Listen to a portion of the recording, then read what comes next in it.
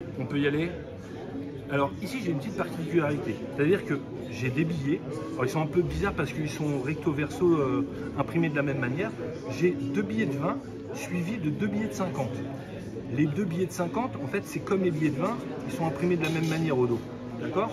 Alors il y a un problème, c'est cet œillet qui est présent au milieu qui empêche un peu de manipuler ces cartes.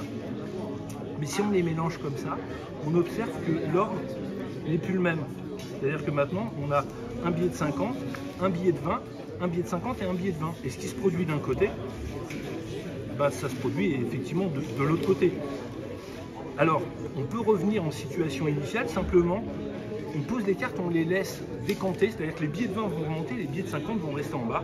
Et donc, quand on reprend nos cartes, on a bien les 2 billets de 50, les 2 billets de 20 qui sont revenus au-dessus, suivis des 2 billets de 50. Et donc, au verso, on a la même organisation avec les 2 billets de 50 qui sont ici, et ici, les 2 billets de 20.